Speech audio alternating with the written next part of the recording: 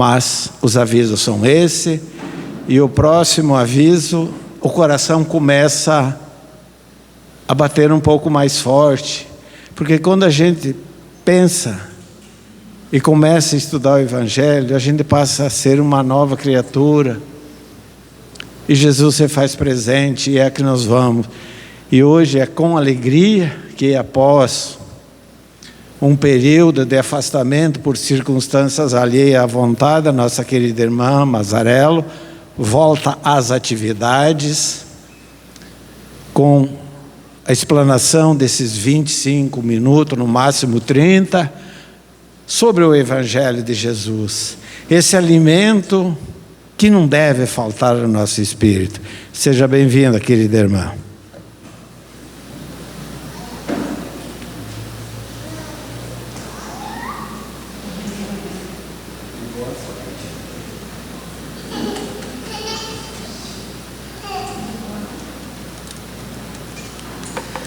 Boa noite a todos, sejam todos bem-vindos, que Jesus possa continuar nos inspirando para que possamos ser esse mensageiro dos ensinamentos do Cristo que Ele nos legou há mais de 2000 anos, encarnados e desencarnados.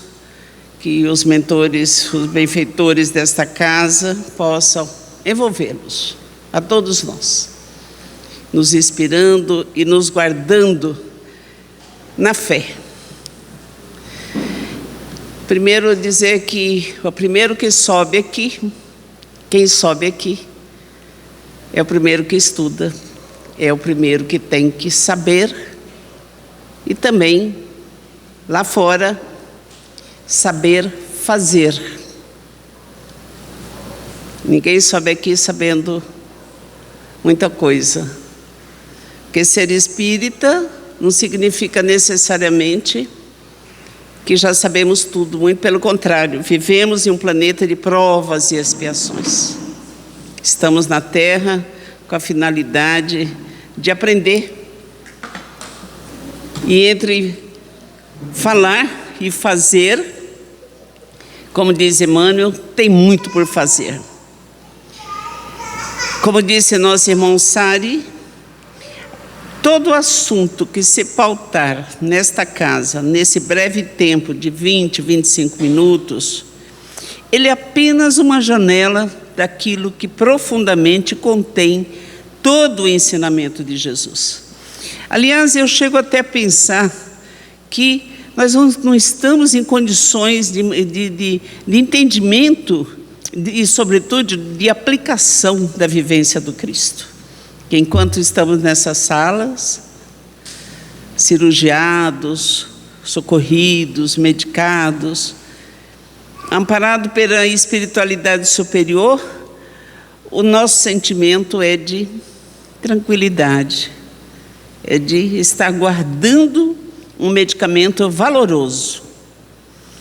Quando vamos buscar o nosso veículo do outro lado da rua, eis que as pedras do caminho nos fazem tropeçar.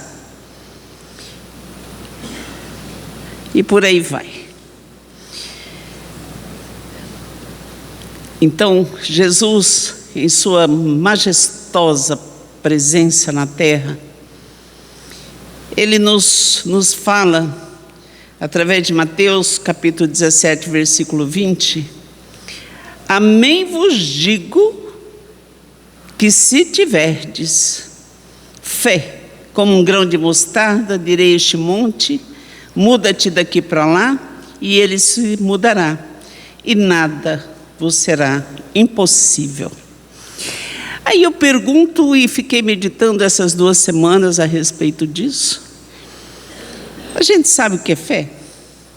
A gente tem conhecimento se é uma fé adquirida, se é uma fé que você vai trazendo para o arcabouço da sua vida.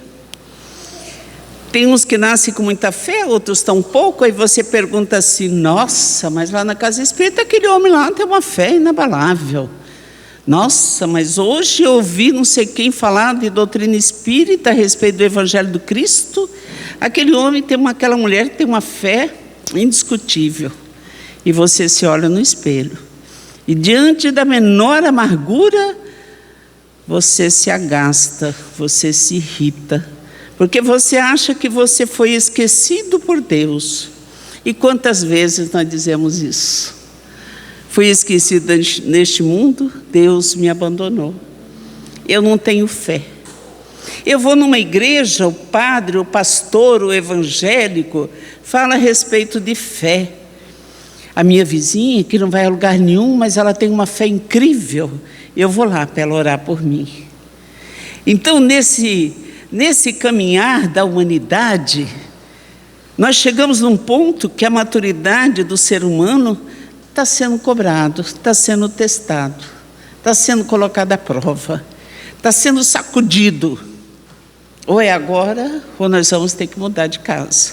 E assim tem sido feito. É um terremoto aqui, é um terremoto ali, é um aqui o quê, não sei ali, o outro o quê.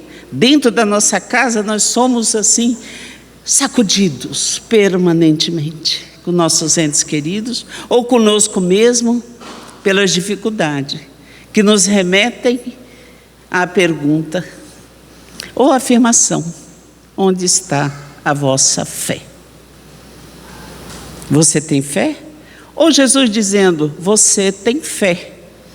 Aí, por falta de estudo, como disse nosso irmão Sari, a gente acha que a fé é uma frequência permanente na casa espírita, ou na igreja evangélica, ou na igreja pentecostal. Não é a igreja. E quando você vai estudar a respeito da fé, aí você fica de queixo caído, quando você vê que a fé, e é verdade que hoje tem todo um continuismo do entendimento, do ensinamento, que na primeira parte a Luzia nos fala, trazendo uma lição de Emmanuel, que nós devemos manter a fé. Mas que fé é essa?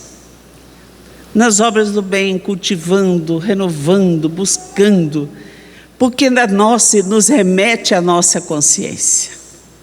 Tá, mas peraí, que raciocínio é esse? Que fé tem que ter muito a ver com consciência? É o autoexame. E Emmanuel vai dizer, numa lição belíssima, que eu gostaria de partilhar, mas que não ficasse só nesses 20 minutos aqui, que levassem para casa. Porque se você for buscar o evangelho de fé, você vai encontrar uma centena de assuntos sobre fé. Nós precisaríamos aí um ano inteiro e não esgotaria o assunto. Você sabe por quê? Que a fé não é estudada. A fé precisa ser vivenciada. Ela precisa ser provada. No fogo e na água. É na dor, é na alegria, é na tristeza que se prova a fé. Então, eu vou pegar só um ganchinho a respeito da fé, nesse livro Pensamento e Vida, quando Emmanuel, ele traz os exemplos mais corriqueiros da vida, e pensem que esse livro foi ditado a Chico Xavier, em data de 11 de fevereiro de 1958. Eu não era nascida, o Sade já. Era menino, né, Marcelo? Mas já fazia umas artes, né? 7 aninhos, já fazia arte, já sabia ler e escrever, tenho certeza. Então, em 1958, ele fala da fé e ele traz os exemplos da vida cotidiana daquela época. Quando ele fala a respeito de que ninguém pode duvidar da eletricidade, mas, olha os exemplos dele. Ninguém pode duvidar de que a fotografia é um fenômeno corriqueiro,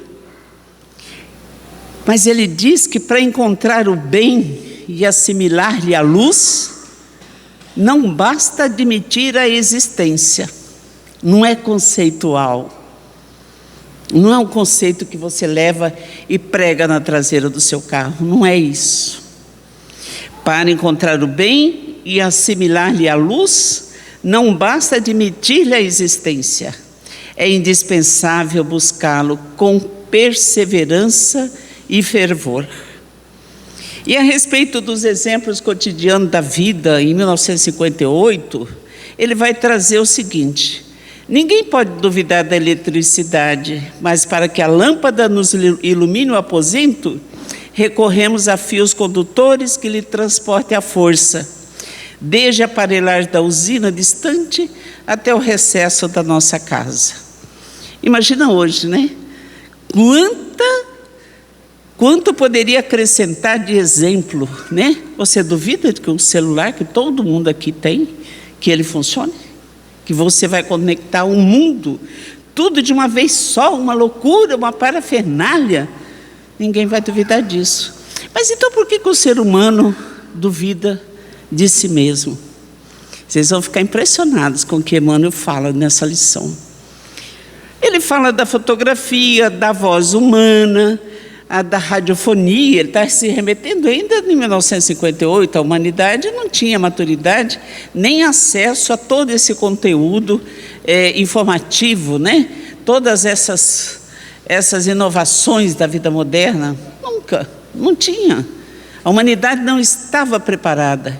E eu acho interessante observar isso, e a gente lida muito com tudo isso, né? Com a inteligência artificial, que ninguém trouxe nada de novo do espaço. Ninguém trouxe nada do fundo do poço. Olha que interessante isso. Trouxe do quê? Da nossa própria criação, do nosso próprio desenvolvimento mental, psicológico, psicossocial. E a gente não percebe isso. E o mais interessante que me chama a atenção, que não foram os idosos, não foram os velhos que criaram isso. Foram os que nasceram, foram os jovens. Ou seja, espíritos que reencarnaram na Terra, trazendo todo esse conhecimento e transformando a humanidade, renovando as concepções mundiais. Não tem nenhum velho que criou inteligência artificial. Tudo novo, tudo menino novo. Né? Aí ele vai dizer que não podemos, desse modo, plasmar realização alguma sem atitude positiva de confiança. A Luzia falou na lição inicial da noite de hoje. Plasmar significa materializar, colocar na real, tangível, que você pode pegar, você pode viver uma situação, um momento de elevação espiritual, de bem-estar. Aí eu perguntaria para todos: o que te moveram vir à casa espírita hoje? Que força foi essa que te moveu? Qual era o objetivo que vocês vieram até aqui? Né? Algo que estava necessitando dentro de vir a essa casa para tomar um passe, para receber uma orientação, um entendimento. Mas não devemos estagnar nesse mero mecanismo de vir só receber. Nós precisamos doar, nós precisamos modificar os padrões mentais da sociedade, que nós somos parte dela. Nós devemos e teremos que ter iniciativas que não só nos ilumine, mas que a nossa condição, seja qual for, ninguém está isento de transformar o seu bairro, a sua rua, a sua vila, de criar mecanismo de pensar diferente. A gente tem visto, e nós lidamos com pessoas, com gente, com problema, com doenças. O tribunal não é nada mais do que o verdadeiro hospital. Enfermos morais, que batem nas nossas portas todos os dias. Então, olha como a vida tem convidado a gente a essa modificação, ao estudo, à libertação desse atavismo que nos prende à primariedade de símios. Os animais têm nos dado lições de verdadeira elevação moral. Alguém que acha uma comidinha, passarinho, ele antes de comer, ele corre e avisa os outros e vem todos comer, muitas vezes antes do primeiro que anunciou. Percebe? A natureza faz esse movimento de cooperação. É céu, é chuva, é terra, é sol, é sementes e renovação. E a gente caminha às cegas, por falta de estudo, porque não se conhece. Conheça-te a ti mesmo, disse nosso irmão Sário. Ou seja, volta para dentro de você, examina, conheça você mesmo. Alguém já perguntou, quem é você? Quem sou eu? Quando eu me olho no espelho e olho pela menina dos olhos e me encaro. E aí Emmanuel pergunta, como vai exprimir a fé? Como é que alguém aqui vai exprimir a fé, vai verbalizar a fé de forma a reverberar numa sociedade? Ou para você mesmo, para as dificuldades que você tem? Não apenas olhar para o céu e, meu Deus, tem misericórdia de mim. Eu não sei, eu acho assim que Deus já fechou essa janelinha. Tem misericórdia de mim? Você não é o coitado, você vai saber agora onde reside a fé. Quer ver? A fé, esse parágrafo aqui é digno de escrever no quadro, viu, Marcelo? Fica a sugestão aqui. A fé não encontra definição no vocabulário vulgar. E ele vai dizer que a fé é força que nasce com a própria alma. Opa, começou a melhorar. Quer dizer que então, quando Deus criou a minha alma, Ele também colocou a fé? Eu me convenci de que sim. E tenho provas disso. Ele me mandou flores. Ele me mandou flores. É força que nasce com a própria alma, certeza instintiva da sabedoria de Deus, que é a sabedoria da própria vida. Jesus não pergunta, ou ele afirma: tens fé? Tem-na em ti mesmo? A fé palpita em todos os seres, vibra em todas as coisas, mostra-se no cristal fraturado que se recompõe humilde e revela-se na árvore decepada que se refaz gradativamente, entregando-se às leis de renovação que abarcam toda a natureza. É confortador saber que você nasce com fé e do tamanho de um grão de mostarda. Porque se a gente for examinar do ponto de vista, mas do tamanho de um grão de mostarda, eu vi outro dia um cisco, um grão de mostarda, é uma coisinha que o vento sopra.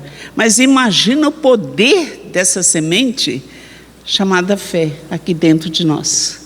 Como diz o texto, você pode dizer para a montanha, mas não a montanha materializada na geografia humana, mas a montanha de dificuldades, a montanha de desesperança, a montanha da dor, a montanha de todos os matizes. Esse é o poder de mudança, de implemento da fé, no exercício de crescê-la. Quando perguntaram a Paulo de Tarso se ele tinha fé, se ele acreditava em Deus, ele disse não. Assustou, né? Não. Mas por quê? Que ele já tinha transitado tudo na vida, todos os pedregulhos, as prisões, as humilhações, passou por tudo, de rico, berço de ouro, a glória de afirmar que ele não acreditava em Deus. Ele sabia da existência de Deus. E ele vai dizer no final que nunca teria conhecido Deus se não houvesse sofrido. Então me parece que esse sofrimento, aqueles que se refere, É tudo que nós passamos. Se a gente colocasse o microfone aqui, todo mundo ia ter uma história de dor e dificuldade, que não é diferente de nenhuma. Uma mais potencializada, outra mais suave, mas a dor, ela é humana. Então, todas as operações da existência se desenvolvem de algum modo sob a energia da fé. E ele vai falar: confia o campo no vigor da primavera e ele se cobre de flores. Você vê fé com uma bandeirinha plantada num campo de flores? Não tem. Está inato na natureza.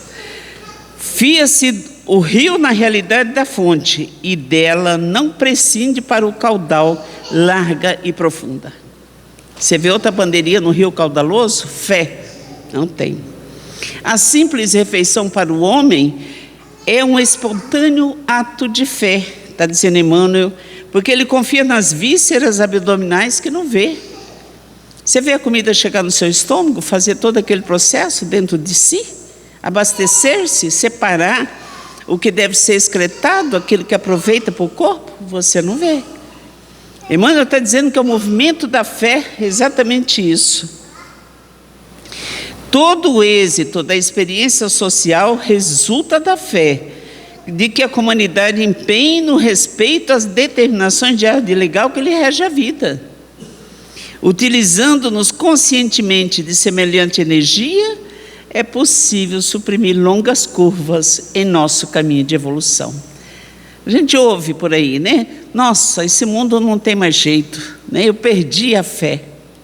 Aí está dizendo que não, que no exercício de fé, no trabalho individual de cada um, nós podemos transformar o mundo em que vivemos. Para isso, diz o benfeitor, seja qual for a nossa interpretação religiosa da ideia de Deus, é imprescindível acentuar em nós a confiança no bem para refletir-lhe a grandeza. Então, quando eu vi Luzia fazer a lição no primeiro momento, eu tive a impressão de que fé é um sinônimo, é uma abreviatura, uma pequena abreviatura de fidelidade aos ensinamentos do Cristo. Fidelidade aos ensinamentos do Cristo. Quando duvidar da fé, quando a sua fé, entre aspas, pairar duvidosa sobre si, lembra-se apenas de que deve manter a fidelidade aos exemplos de Jesus. Nada do que ele disse foi em vão. E nós não teríamos e não temos ainda condições de assimilar todo esse colossal patrimônio que é o Evangelho dele. Mas podemos começar mantendo a fé, ou seja, a fidelidade aos ensinamentos dele. O bem eterno é a mesma luz para todos, mas concentrando-lhe a força em nós por intermédio de impositiva segurança íntima, de certo, com mais eficiência, lhe retrataremos a glória. Busquemos, pois, infatigavelmente, sem nos determos no mal. O tronco podado oferece frutos iguais àquele que produz antes do golpe que o mutilou. A fonte alcança o rio. Emmanuel sempre traz esses comparativos da natureza, como que mastigando, trazendo para a gente o exemplo bem muito próximo, para que a gente possa vivenciar. A fonte alcança o rio, desfazendo no próprio seio a lama que lhe atiram. Sustentemos o coração nas águas vivas do bem inexaurível. Procuremos a boa parte das criaturas, das coisas e dos sucessos que nos cruzem a lide cotidiana. Teremos assim o espelho de nossa mente voltado para o bem. Olha o que a respeito de fé, de fidelidade, o benfeitor está dizendo para a gente olhar o bem de cada um, fazer destaque ao bem individual de cada um, porque ninguém aqui na Terra tem condições de fazer apontamento, julgamento de ninguém. Teremos assim o espelho da nossa mente voltada para o bem, incorporando-lhe os tesouros eternos e a felicidade que nasce da fé. Opa, então, se para eu exercer a fé que eu já sei que nasceu comigo quando Deus me criou, eu terei, por equação desse exercício, a felicidade generosa e operante. Nós vamos nos libertar dos grilhões de todo o mal, de vez que o bem constante e puro terá encontrado em nós seguro refletor. Então eu gostaria de fazer destaque a respeito de que dezenas, centenas de lições sobre a fé, que não se e hoje está disponível em qualquer biblioteca virtual a respeito desse conteúdo, para que nós possamos fincar bandeiras, demarcando território dentro de nossa alma, porque Deus não nos jogaria, entre aspas, num mundo criado à sua imagem e semelhança, sem que tivesse um requisito indispensável ao desenvolvimento moral, intelectual, espiritual, desse mesmo espírito que Ele criou, simples e ignorante. Olha que interessante. Se nós somos criados simples e ignorantes, Deus plantou a fé do tamanhozinho de um grão de mostarda, como se Ele dissesse: você não está só. Jesus fala isso. Tem em ti mesmo? E lá me pareceu que os tradutores colocam interrogação, mas na verdade eu até me afronto nos arroubos da minha fala, dizer que Jesus está afirmando: você tem uma fé do tamanho de um grão de mostarda. Desenvolva isso. Ah, mas o terreno é pedregoso, eu só encontro tragédia na minha vida. É aquilo que você atrai, é aquilo que você tem dentro de si. Se você conseguir, nesse exercício, se libertar desses grilhões, você vai estar plantando futuramente a felicidade. Está escrito aqui. E a natureza, todo mundo sabe, ela não dá salto. Ela caminha a passos lentos.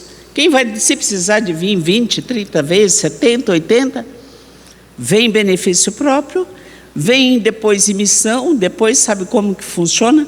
Por isso é importante reforçar o estudo das obras de Kardec, o estudo das obras de Emmanuel, os espíritas realmente que têm credibilidade para falar do Evangelho do Cristo. Era com essas palavras que eu agradeço.